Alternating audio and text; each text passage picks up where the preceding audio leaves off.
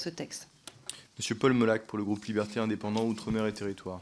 Merci Monsieur le Président, chers collègues. Donc, nous avons entendu là quelque part une thèse qui nous disait que, en gros, immigration et insécurité se rattrapaient.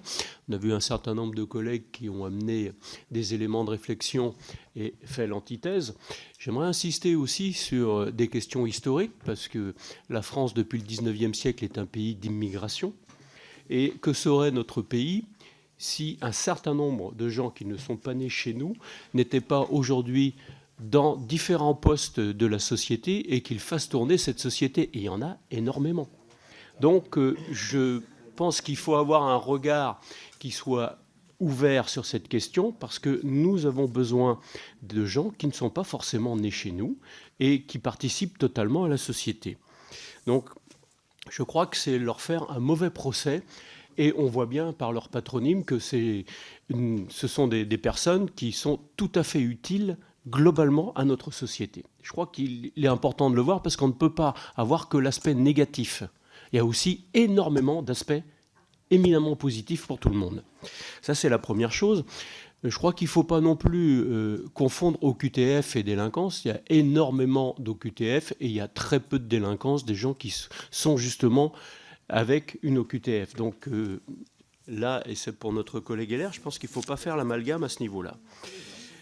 On remet en cause, en fait, dans cette PPL, un certain nombre de protections, effectivement, à des étrangers, protections qui sont dues à la durée de séjour, qui sont dues aussi à leur statut matrimonial, par exemple, qui sont dues aussi au fait qu'ils sont parents d'enfants, quelquefois d'ailleurs français. Et donc je trouve que le droit actuel est proportionné. Je rappelle que la double peine a été supprimée en 2003 par un ministre de l'Intérieur qui s'appelait Nicolas Sarkozy. Donc, vous proposez de la remettre aujourd'hui, cela me semble quelque peu incongru. Et que, comme on l'a pu le dire, les immunités ne sont pas illimitées. Et qu'il y a un certain nombre, par exemple, pour des questions terroristes, on peut effectivement expulser.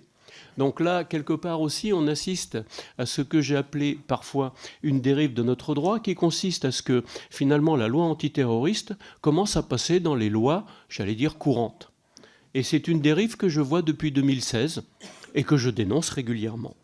En plus, cette PPL a un risque d'être en contradiction avec un certain nombre de conventions qui sont signées soit par des pays étrangers et donc des conventions bilatérales, soit tout simplement des conventions européennes.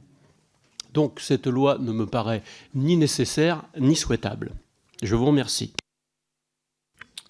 Merci. La discussion générale est close.